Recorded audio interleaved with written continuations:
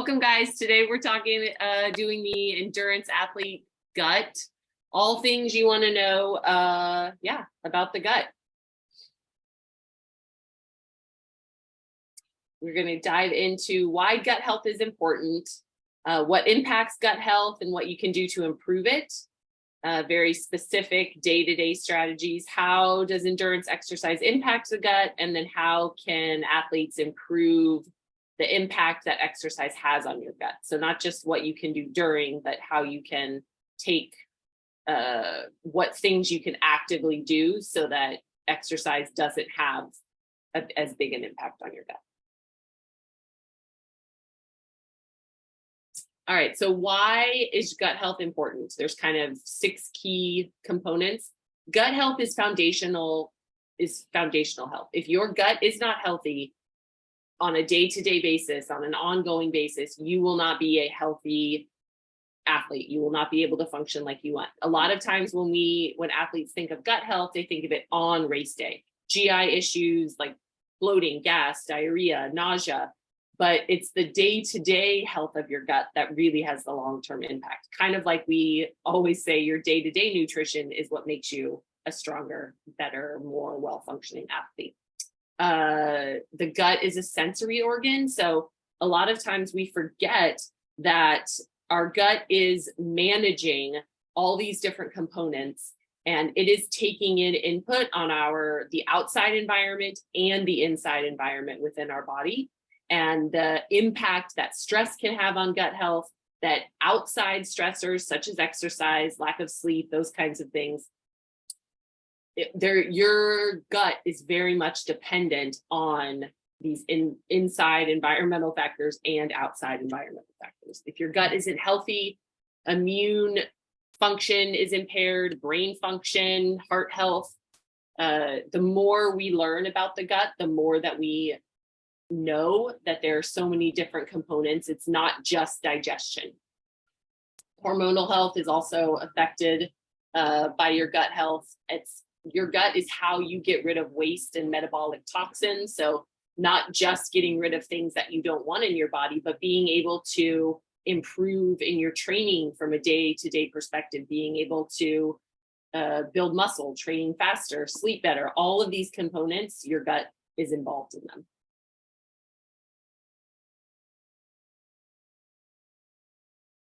So what impacts gut health? The gut, if you remember, the gut adapts to what you put in it.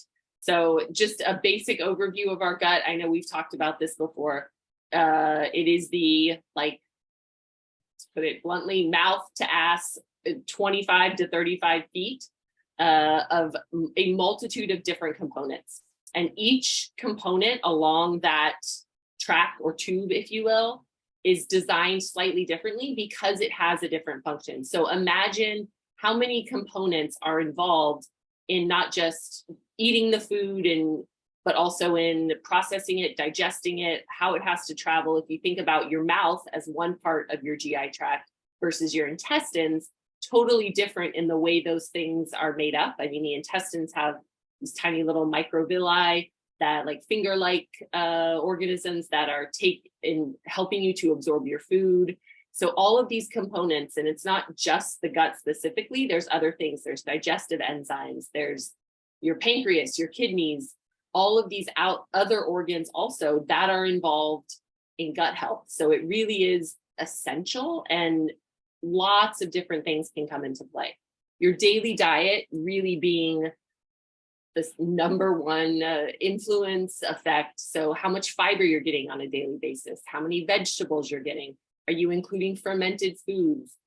It's not, Scott and I in our recommendations, we're not just telling you to eat leafy greens, handfuls, to eat vegetables, for the fun of it. It is because it has a direct impact on your overall health and your performance. Elizabeth, how much fiber should athletes be aiming for on a daily basis? I say if they are tracking 30 grams. Women, they say between 20 to 25. Men, they say between 30 to 35. I'd say if you're getting 30 grams of fiber a day, great. If you can get more, great. And if you're not currently getting that amount of fiber, just like you wouldn't increase anything overnight, be very careful in slowly increasing your fiber intake. A lot of athletes, when they first start on the Fuelin program, that first week or two, they'll say, you know, oh, my stomach is, I'm gassy, I'm bloated. Well, it's because they weren't getting that amount of fiber and they're following the recommendations. And there's that transition period. Your gut is adaptable. We've talked about it, but you don't want to jump in quite immediately. And is like you mentioned there, some athletes do report increased gas and things like that. Is that actually a negative? Like, is that a bad sign and symptom of gut health? I would say it's an inconvenient for sure, but I think from an overall perspective, yes, it is showing you that the state that your gut is in, if you're having trouble digesting greens and vegetables, that there could be underlying issues that you might not have had a healthy gut necessarily before. But it's also showing you that your gut is doing its job. It's working on digesting the foods that you're eating, and that's important. Yeah, and I think on that, like, remember the gut is a fermentation process. You know, we have one stomach, cattle have 8 or whatever it is. Like, we're still fermenting it, and the whole purpose of fermentation, which is what's going to happen in that, you know, certainly the large intestine, is there will be gas produced. And if we look at those small chain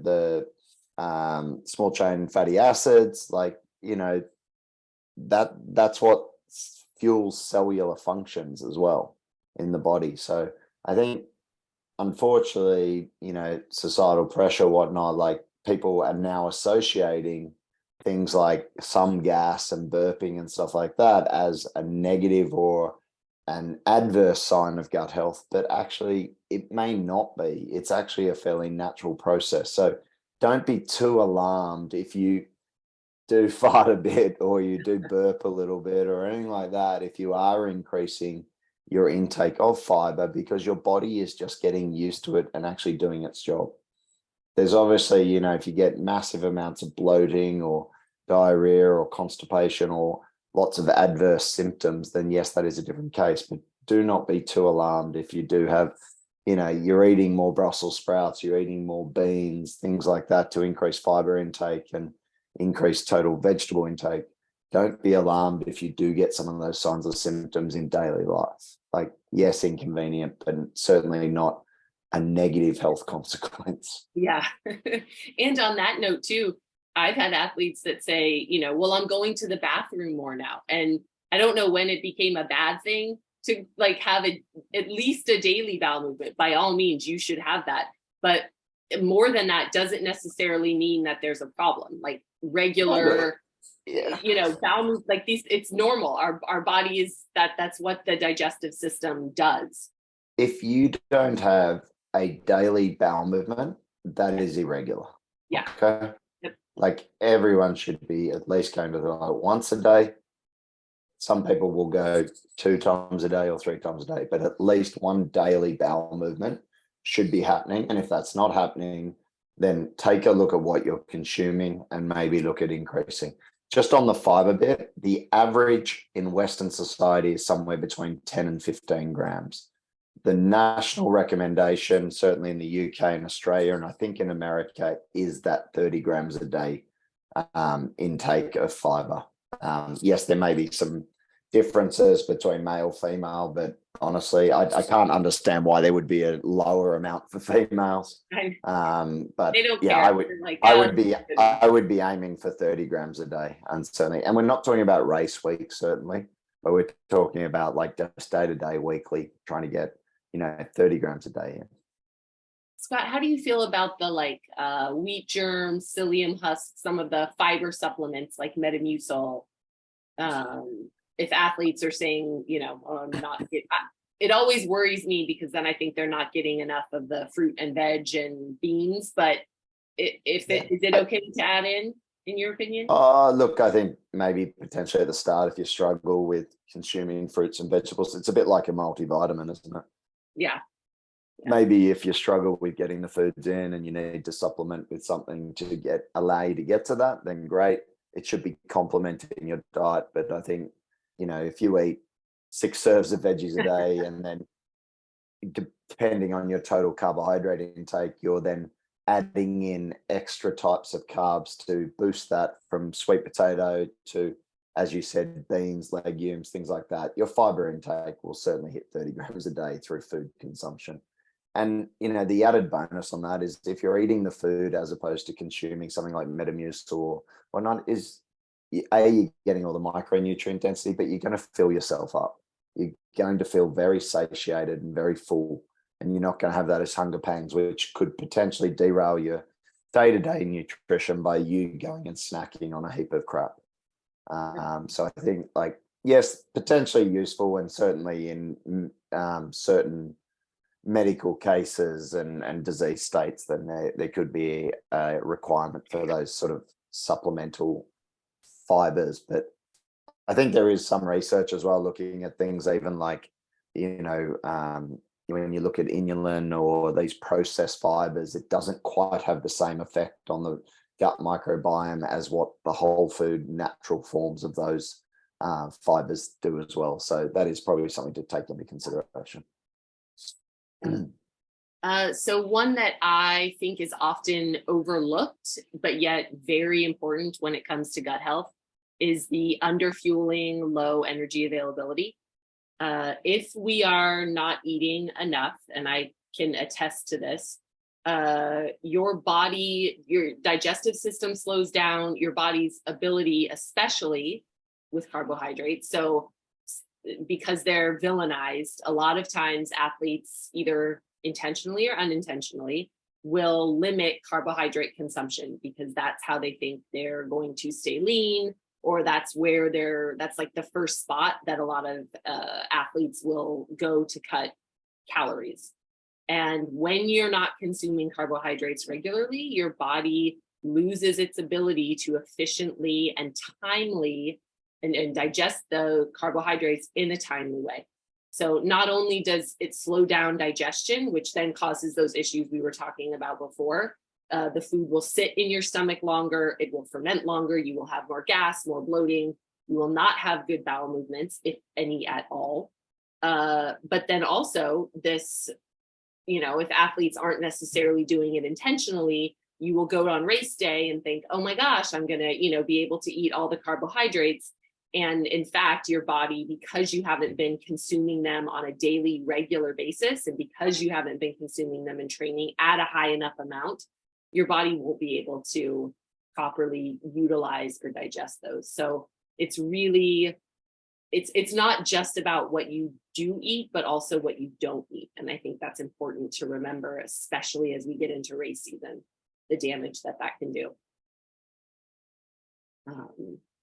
All right, the stress and heat, another two things that greatly, greatly affect the health of your gut. So as we know, your gut is connected to your nervous system. So when there are outside stressors, your brain releases it's like CTRF, releases a hormone that then tells your body, your autoimmune system, like that you are in danger. Their cortisol levels raise, the digestion slows because your body thinks that there is, the outside stressor. It doesn't know it's work stress. It doesn't know it's life stress. It will slow down digestion. It's that, I guess, on a race day scenario, we've all had it. When you're anxious and nervous about your race, you're either not able to eat what you normally do, or you can only get down a small amount of food. And then you're in the porta potty, you've got diarrhea, you've got issues. So the outside stressors, and then on a continual basis, studies have shown that if you have a high stress job, a high stress social personal life, gut health is impeded, sleep is impacted from stress, but also from not eating a proper diet. So it's the everyday stress along with the race day stress that can impact your gut health, and then heat especially. We'll talk about it a little more, heat, climatization, and how that affects your performance. But when the temperature, the ambient temperature is hot, when you're competing in something that's hot, when your body gets hot, digestion slows and or stops, because your body is funneling, directing that blood flow to your heart, to your extremities, to cool, to get your muscles to produce. So digestion is slowed or stopped. All right, supplements and medications, food intolerances and allergies. Medications, things like NSAIDs, if you're on antibiotics a lot, if you are on SSRTs, if you are on certain cholesterol blocking meds, the acid reflux medications, all of those have an impact on your gut. NSAIDs especially, again, we'll talk about that in details to not have them before performance, but they do a number and increase the likelihood of leaky gut. Any supplements that you're taking potentially could interfere with gut health. On the flip side, there are supplements that you can take. You've heard Scott and I talk about probiotics and glutamine. We'll get into those a little bit more. So there are some that can impede it, some that can help. Food intolerances. A lot of athletes will have to look at FODMAPs, the two biggest ones, lactose and fructose, that cause issues. Those are those fermentable carbohydrates that will get in your gut and cause issues. If you have any allergies, intolerances, all of these things, either because if you have a lactose intolerance and you're not consuming those fermented, the yogurts and the probiotic rich foods, then you could be missing out on some nutrients in your diet. And then obviously training and racing. Training on a daily basis is very hard on our body. Athletes are, putting your body in a compromised position because exercise takes a toll on your gut, and racing especially, you get the stress factor and the activity factor, and both of those decrease gut function, permeability, have the potential to increase gas and bloating. So all of these things can play a number on your health. All right, could they help or could they hurt?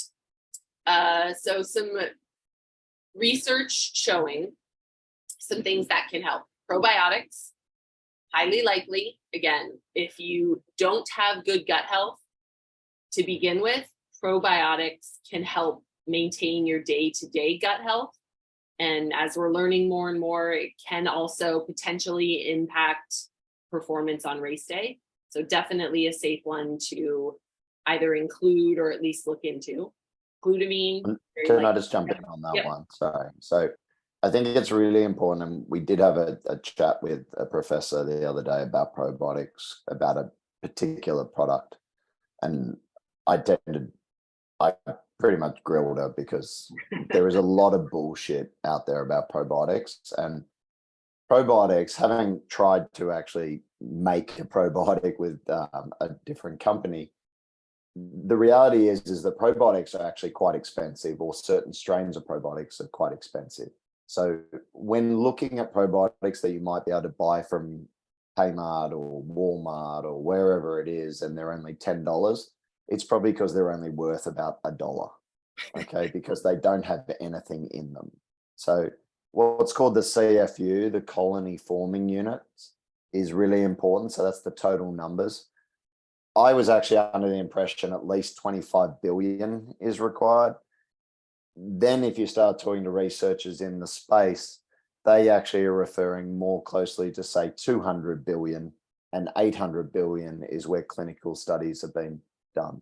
So a lot of the research done on probiotics, it's pretty unequivocal in terms of results, and there's lots of issues with the study designs. But what you are getting, generally speaking, in probiotics on the shelf and from most companies is a load of rubbish. I'm sorry to say. And it's a classic case of, if you're not paying for a quality product, and I'm not saying just spending money on a probiotic is going to ensure that you've got a very good quality one, but there is a lot of rubbish out there. So your CFU is really important. And then the total number of strains is really important. but you also need to look at the amounts of the strains that you're putting in, because if you look at majority of probiotics, they will have acidophilus in there, they'll have lactobacillus, and they'll have a bifidobacteria.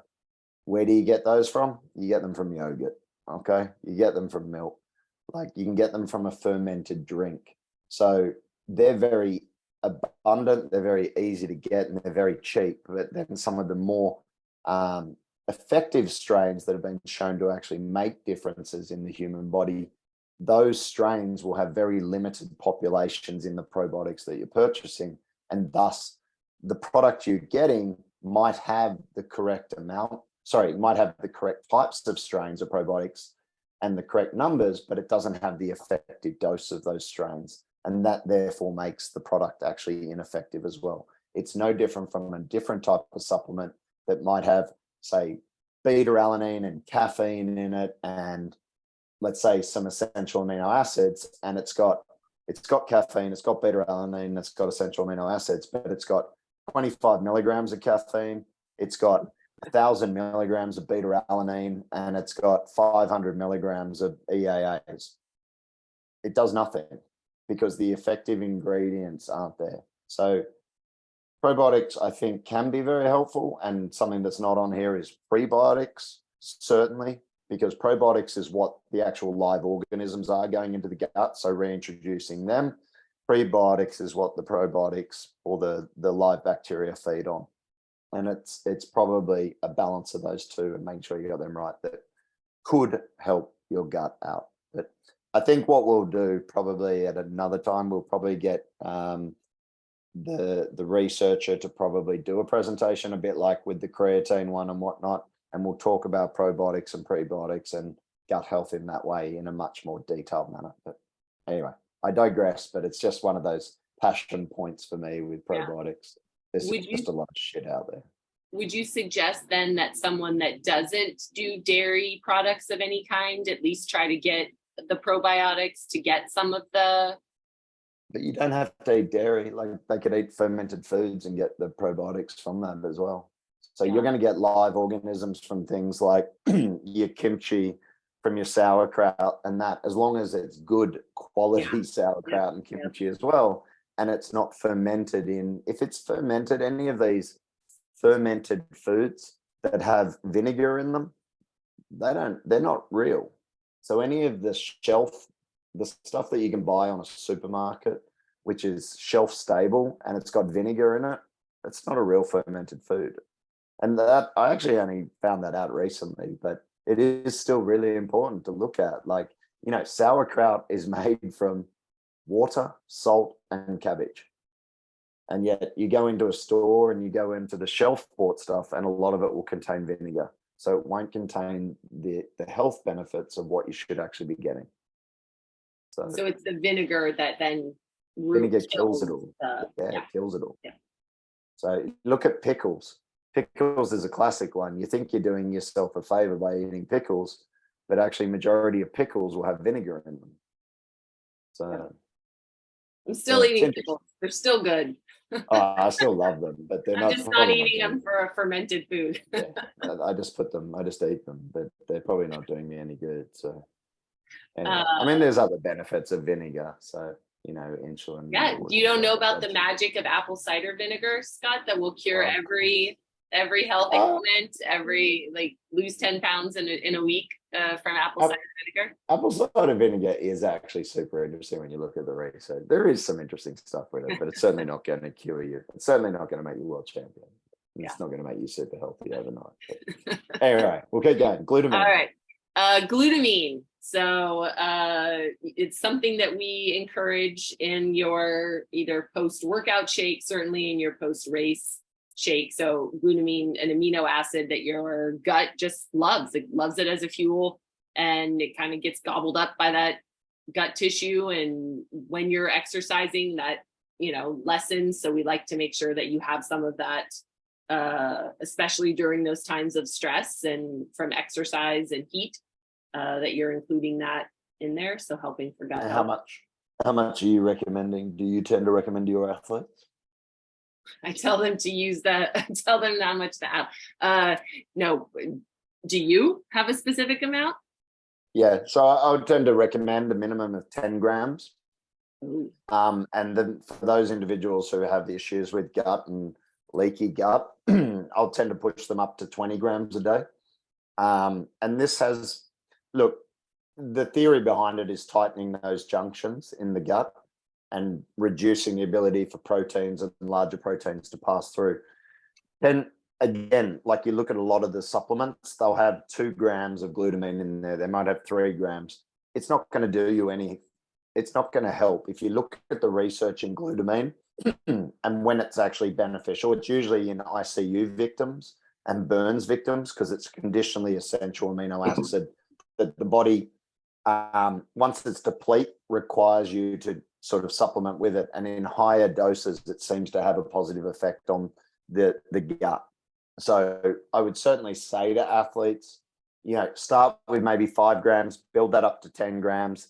If you've got a lot of gut issues, then start to work. And if you're a heavier athlete, use more of it. But certainly getting up into that sort of 15 to 20 grams, it's not the most, it doesn't really have a flavor, but it sort of makes you shake a little bit chalky and stuff like that. Periods of high training, certainly I would be taking higher amounts of glutamine as well. If you're training a lot in the heat, I would be taking glutamine as well. Cliff, while we're on this, asks a good question. He says, I've never used it before. Is there anything we should know about when looking for a glutamine to use? Just look for L-glutamine. It should just be one ingredient and there shouldn't be anything in it. I think True Protein still sells their L-glutamine. Yeah, I'm actually 100% sure they do. And it's 100% L-glutamine. You can purchase it from, just look for that. Obviously, if you are taking it and you're concerned about banned substances, look for NSF Sport or HASTA or Inform Sport as a tick of approval. I don't think Gnarly sells it. I think Momentous might sell it. Thorn does sell L-glutamine.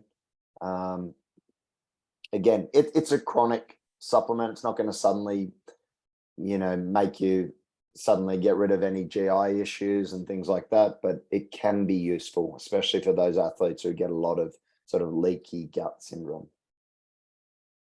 All right, another one that is in the possible category is the bovine colostrum. I can't remember the author's name of the Athlete's Gut is the book that he did. And he really focused on not just for intra-race, obviously fueling, but for gut health. The studies have shown it's nutritionally dense, so it helps for athletes that are having issues with low energy availability, but it also does, the studies have shown, help increase gut tolerance in the heat.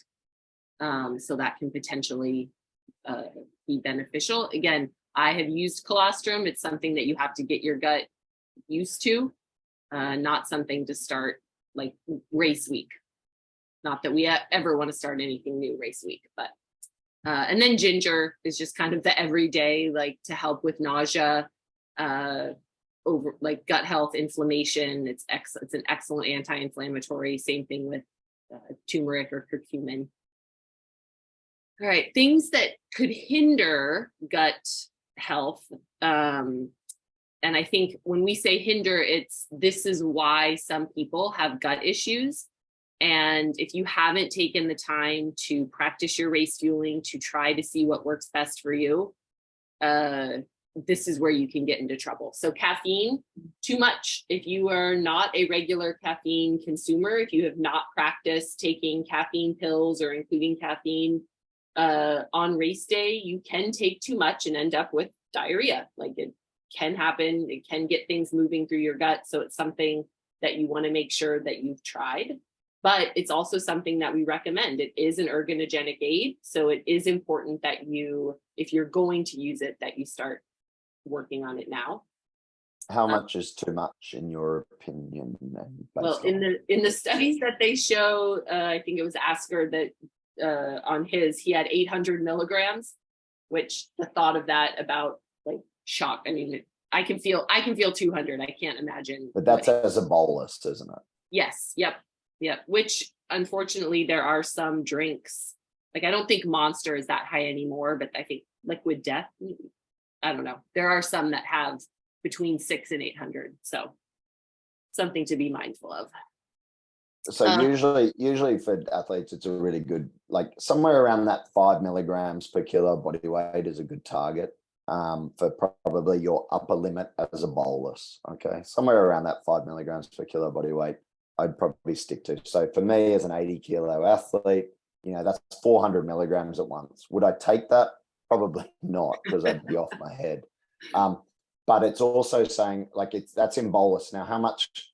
Certainly if you get over 10 milligrams per kilo of body weight in a bolus, which again can happen, and people do this, you will start to get very adverse effects from caffeine, and it will have a negative impact on performance.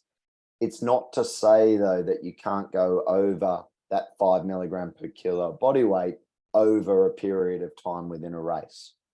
Okay, so during a race, I may take the equivalent of say 600 milligrams, maybe up to 800 milligrams of caffeine over that 5.5 hours. And that's actually manageable from the time you're taking it before the swim to a bit through the bike, maybe some more in the run. There's my 600 milligrams. It's not going to be detrimental to me in terms of performance. I'm still not even crossing over that 10 milligrams per kilo body weight for total caffeine, but I'm certainly not doing it in a bolus. And that's just something, again, as Elizabeth touched on, you will have practiced this in training and made sure you know where you sit and how you respond to caffeine, because there are some genetic differences in athletes and how you respond and metabolize that caffeine.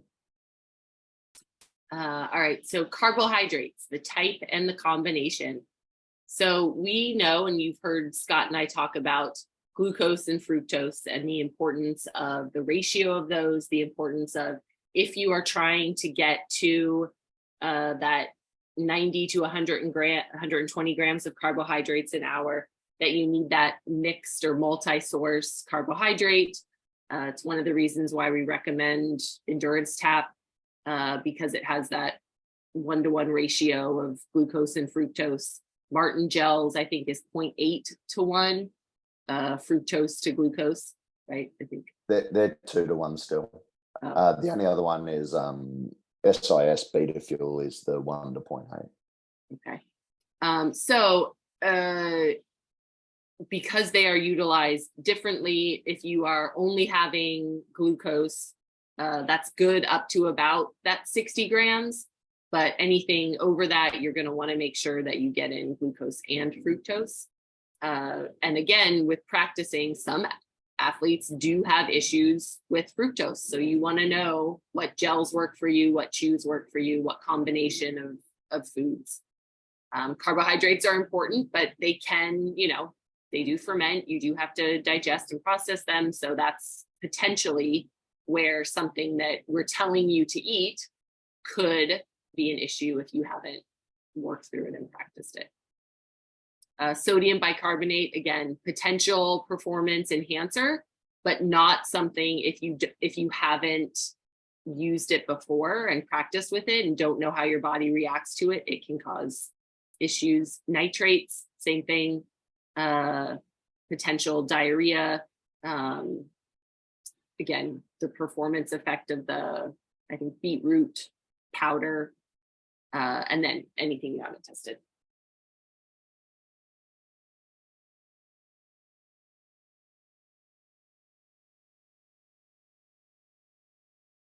So we're going to look unmute myself. Sorry, I was trying to unmute myself. A lot of athletes have been asking about sodium bicarbonate recently because of Morton. Sodium bicarbonate you can go and buy for as cheap as you like from the local shopping center, from your baking section.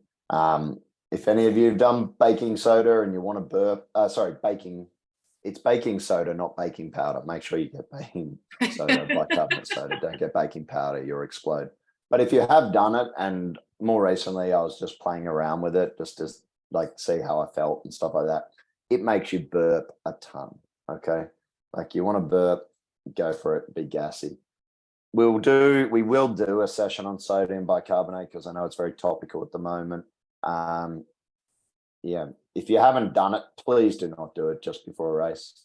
And certainly, like, just don't try and do sodium bicarbonate at this point in time. There is so much lower hanging fruit than sodium bicarbonate, which might make a 1 to 0.5% difference for, elite athletes. If you want to go and spend it on Morton, go and do that. I would say save your money at this point in time and wait until you're crushing every race you're in, and winning every race by a long way before worrying about taking on sodium bicarbonate at this point in time. Obviously, there are some individuals out there who may benefit from it, maybe reach out individually, but as a group, I would say sodium bicarbonate is very, very low on the supplements and things that you should be doing to improve your race performance. That's all I'll say about that. Excellent. Probably will never work with Morton as a result of that. But Yeah. Anyway. I know. I do like their other products, but yeah, and I'm sure for professional athletes, absolutely 1%ers, 0.5%ers, things like that. But there's lots of other stuff you guys can focus on. Yeah. Cool. All right. Looking at some studies. So the effects of prebiotics, probiotics, and synbiotics on gastrointestinal outcomes. So here with this study, it kind of like Scott touched on earlier, the lack of, what do you call it? The clinical studies themselves, there were issues with them. So even the findings that they have, it was mixed on if probiotics and prebiotics actually made a difference at rest versus in response to exercise. It was about the same. There wasn't a large benefit from consuming prebiotics, probiotics, and synbiotics. And hopefully we'll have Alan McCubbin on to discuss in detail, maybe one of these times, how those studies were run and what they found from this collection. Yeah, I think, look, the biggest takeaway from this is there is a lack of uniformity across research looking into prebiotics, probiotics, and synbiotics. And as a result, it's very hard to draw distinct conclusions from their effect on, what the effect of those is in relation to exercise. And this was certainly in relation to exercise. So I was looking at things like heat stress injury, exercise performance and whatnot. And overall, it wasn't very clear as to what they did, what strains did what, and what amounts did. And it just came down to more research required. But certainly from an exercise standpoint, what currently looks like, and there is some emerging research about potentially probiotics being useful for things like lactic acid clearance and improving exercise performance for that. But there is limited research at this point in time. And so I think it really comes down to prebiotics, probiotics, synbiotics for exercise specifically, probably not the supplement of choice at this point in time. However, prebiotics, probiotics, or synbiotics for health could be, on a bigger scale, could be beneficial. So that's what I would say about that.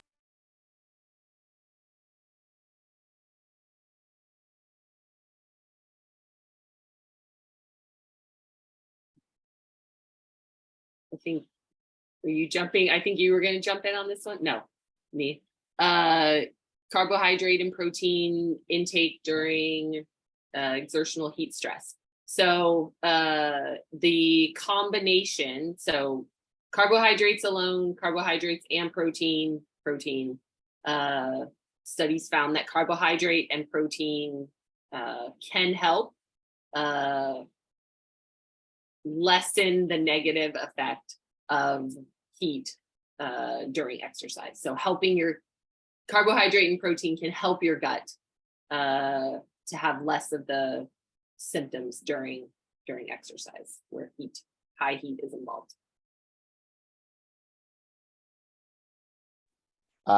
Okay, so this study was looking at continuous exercise, and I believe they had rectal thermometers in the athletes who were doing continuous exercise. I think it went well beyond 2 hours. It might have been beyond 3 hours, continuous exercise. And they were looking at what exercise continuing at high temperatures did to the lining of the gut, and how did feeding, as Elizabeth said, carbohydrates or proteins and fat, how did that actually impact sort of the gut and how it dealt with that? So what was very clear is that carbohydrates have a positive effect on the gut lining and help to reduce the possibility of, say, endotoxemia from occurring, which is where you get proteins in the blood and it actually can be life-threatening.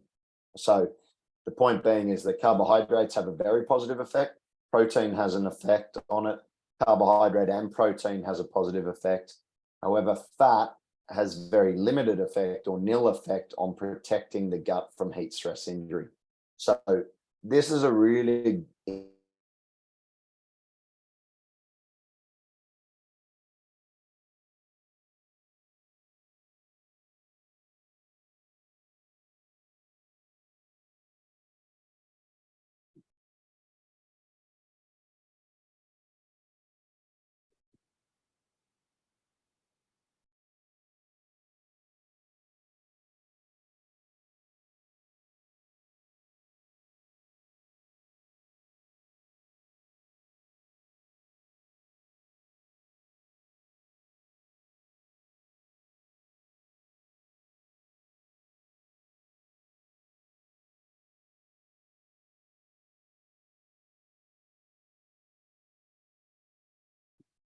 Uh-oh, we lost Scott. Hopefully he'll jump back on. I'm going to just gonna unmute everybody while I have.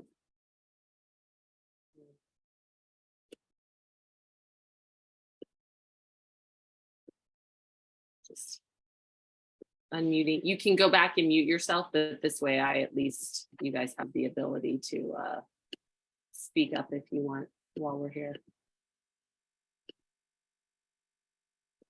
There we go. All right, so I can pull up, let's see if I have it here. What's that?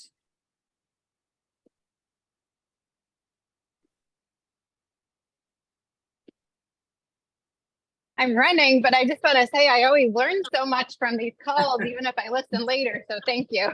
Oh, thanks, Francine, for speaking up.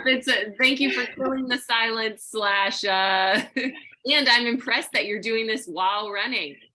I think someone else is riding. Is it Karen? Yeah, I think so. I'm right there with you, Karen.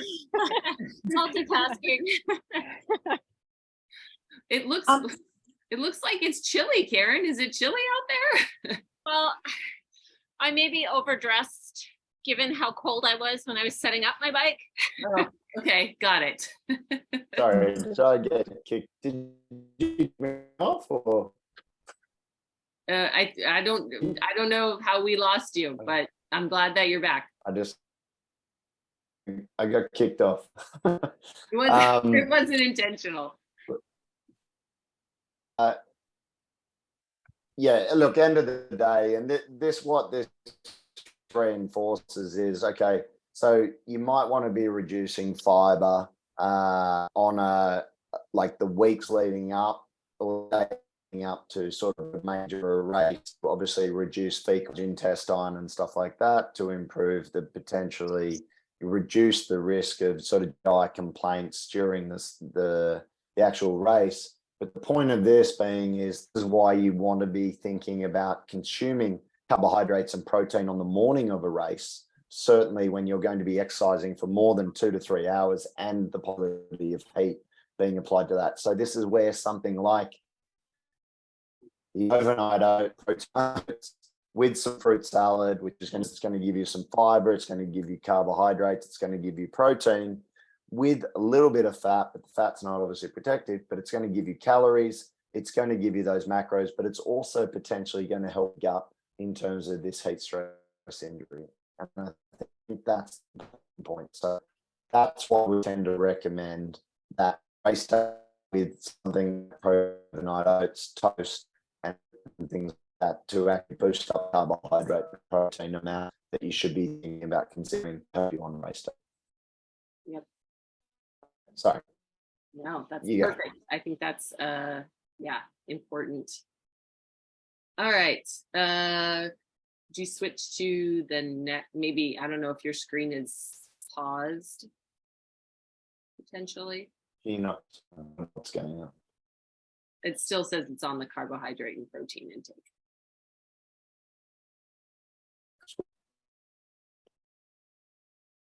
Oh, all right.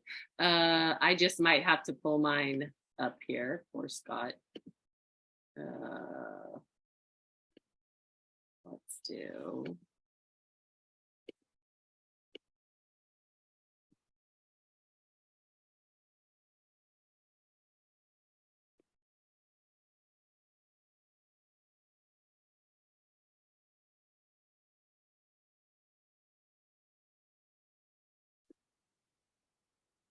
Where he has that.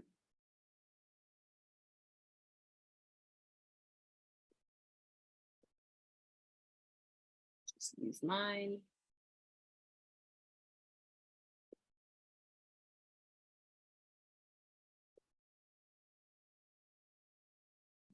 Can't use any of mine now. Okay, here we go.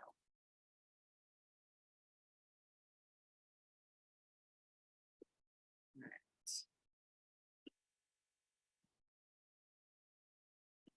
Sorry, we'll find a way to make this work. Let's see if I can share my screen.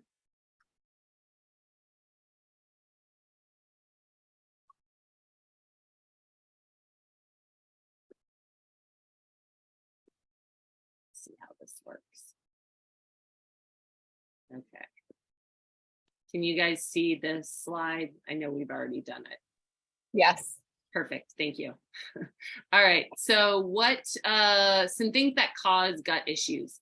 I think this graphic was really helpful in reminding us just how complicated. So I think it's something like 86% of marathon runners, which endurance athletes in general, report having GI issues.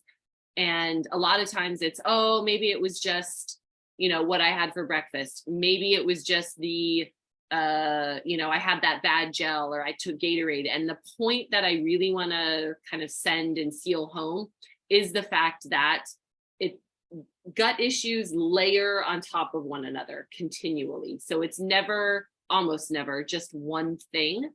And the way that this graphic kind of really lays that out. So what happens is when you're training and racing, blood is diverted away from the gut. Your body has a stress response, meaning that it slows and stops digestion. You have these mechanical strains. So your body is now either biking, running, that jostling. It's trying to digest what food you're taking in or what liquid you're taking in. And what happens is your different outside factors, whether it's higher intensity, longer duration than you're used to.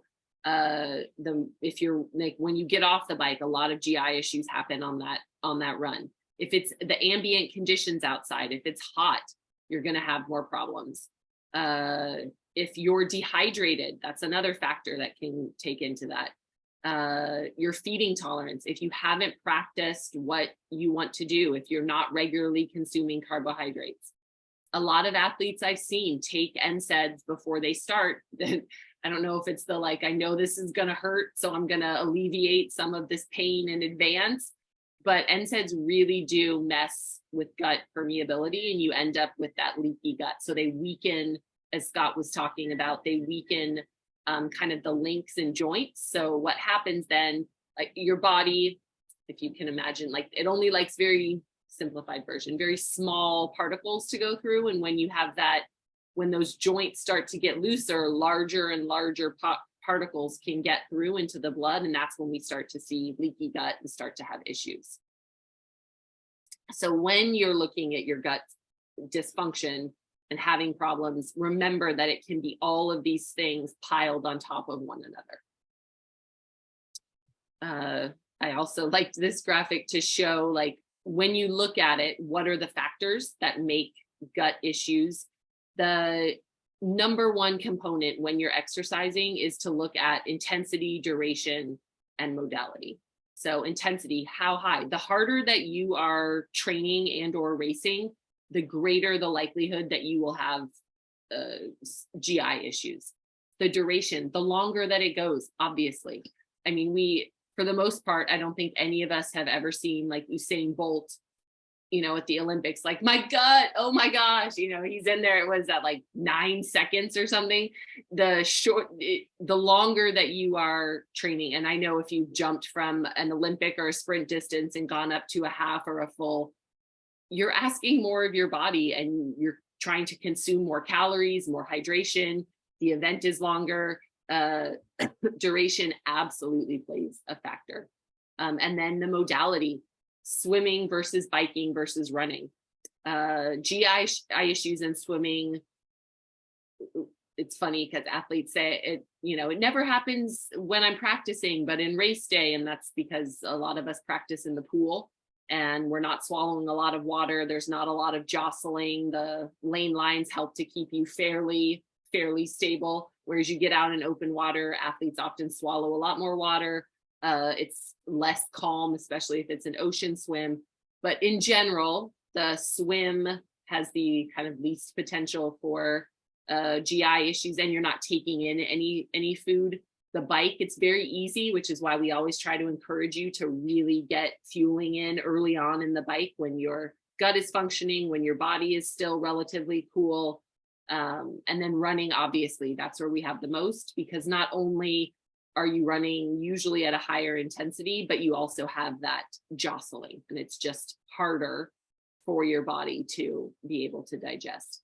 Environmental conditions, the heat, I'm telling you, heat acclimatization is going to be key. If you are going to a race that is, especially if it's hot and humid, but if it's going to be warmer than you are used to training in, you absolutely need to take that time to get acclimated. It will affect your performance. It will affect your digestion. Your hydration status. I know you guys preach about hydration status all the time. And then, as I said earlier, your dietary intake long-term. What are you eating on a day-to-day basis? What are you taking in before training? What are you taking in after? And then what is the state of your gut? And then do you have any kind of individual concerns, health issues, complications that might play into that? I know women during our cycle, our gut health is impeded in a way that our gut is functioning kind of at a higher rate. So we have higher rates of nausea, bloating, diarrhea. So all of those things, if you're racing during that time, can have an impact. And so we want to make sure that we're taking those into effect. All right, I'm running out of time here. So we've done sessions before on how to train your gut. The simple version is you want to train, you can do it either by starting a session with a full stomach.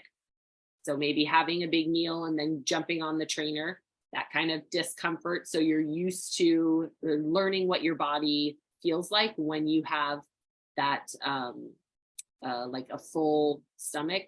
You can obviously train with higher carbohydrate intake. That's kind of the one that we recommend a lot.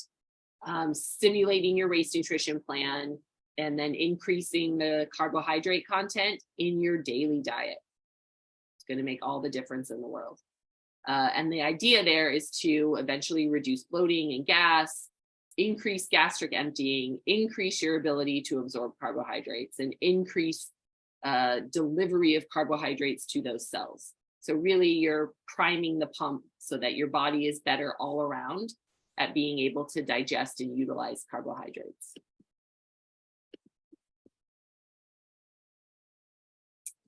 All right, keys to maximizing high performance, things that we want to take into account, especially this is kind of that race week. Reducing your fiber intake 24 to 48 hours prior. And it can be as simple as reducing vegetable intake. You don't have to rewrite the game plan here. Just instead of your 6 or 7 serves, have 3 serves or have 2 serves. Your morning breakfast, you do, like Scott said, you do want to have some fiber in there, protein and carbohydrates. That optimal carb loading, 8 grams per kilogram of body weight, 24 to 48 hours prior to, again, something you absolutely want to practice. Optimal hydration, and then the FODMAPs, again, if you want a list of those, lactose and fructose are among them, but things like apples, pears, any kind of cruciferous vegetable, be careful with those that last week beforehand. All right, key takeaways. Gut health doesn't start on race day. Hopefully, I've stressed the importance of gut health all day, every day, 24/7. If your gut isn't healthy, it doesn't matter how much carbohydrate testing you do, doesn't matter how much heat acclimatization you do. If you're not coming in with a healthy gut, you're already starting behind and you're already setting yourself up for issues. Race day anxiety can exacerbate GI symptoms. This is where that mental side, and I think we often forget the connection between gut health and gut issues and the mental side, why it's important, not just to train your body, but to train your mind. I used to have horrible race anxiety. Like, it took all the fun out of it. And I had all the issues that would go along with that. And learning, doing some of the like sports psychology, getting some of that mental training done really helped in managing GI issues. And I enjoyed racing a whole lot more. The influential factors for gut issues. So your training background, the more well-trained athletes have less GI issues. It's why a lot of times you'll look and you'll see, the pros like just eating gel after gel or bars or whatever at these super high intensities, putting out super power. They're running, they're consuming things. And you're like, I can barely do this. Well, those elite athletes, better trained athletes, their bodies have adapted and they have a better ability to be able to utilize carbohydrates and limit GI issues. Acclimatization, again, heat acclimatization is key. And then to remember the things that will affect your gut health: duration, intensity, environment, and modality. And as we always say, training your gut by practicing your race nutrition. You can get there. I'm not going to call her out, but Francine is doing amazing. And she is getting her gut in like the best condition ever. I'm so proud of you. Thanks. It's a work in progress. We're at 90 and she makes it look like nothing. It's just great. It's absolutely great. So proof is in the pudding that you can train your gut. All right, I'm going to open it up. I'm going to stop sharing because I like seeing everybody here. All right. Oh, we do have Scott back in. Yeah, apologies, guys. I don't know what's happening. It's all going cray here. I'm actually going to jump off because I've got a call with an athlete. I apologize for just the lack of seamlessness in that presentation. It's on me, so apologies. We made it work. We're good. Yeah. But good to see everyone, and I will see you all soon. Okay. Darren, I'll see you in 2 seconds. All right, I will stick and just do a couple questions here. So Tammy was asking, taking glutamine as a supplement or better mixed in a shake? I'm guessing you mean pills or powder? Yeah, correct. Yeah. I find pills are convenient for me, but you end up having to take a lot of them. So powder is more affordable. Okay. And as long as you do like a shake at some point in time during your day, it's a very easy way to incorporate it. So it's how I have some so that when I travel, I can take it, or like if I know, like in the winter, sometimes I'll make less shakes or whatever. But I think the powder, it's more affordable, easier to do as long as you're going to be making. Okay. It. But great. Scott wasn't kidding. At the 10 grams, it definitely adds a little something to the velvet. That's why I'm not always awesome at shakes, but I'm gotta get over it. If you can make it fit, I really feel like a little avocado smooths just about everything out in there. Like it helps with that consistency. And now over the last few weeks, we've talked about a few different things like the creatine and all that is like, I've never done any of that kind of stuff before, but now I have like creatine powder in my kitchen. I've got like a good protein powder and all this kind of stuff. I'm like, okay, now I got to sort out how to do it. Is there anything that I should not be mixing or combining together? Great question. Of the list of things that you've mentioned, no, there's definitely. Okay. When I say you can make the kitchen sink smoothie, you absolutely can. And creatine is one of those that we've talked about, that it's beneficial to take it after strength training, especially, but it's more important that you take it consistently. So if you want to dump it in that morning shake, then that's the great place to get it. So that's like, of those, that's the only one that I'd say potentially it could matter, but it's not because it's detrimental. It's just because it might have a small benefit, but most of us aren't making shakes. Trying to think if there's of the other. I got on the athletic greens. I got on board with that stuff, and it's the first time I've ever like purposely shake something in the morning and consumed it. I still have a hard time getting past that bottom part, You really have to keep shaking, don't you? Like with ice cubes. Otherwise, that last little bit is pretty much nasty. Like yeah.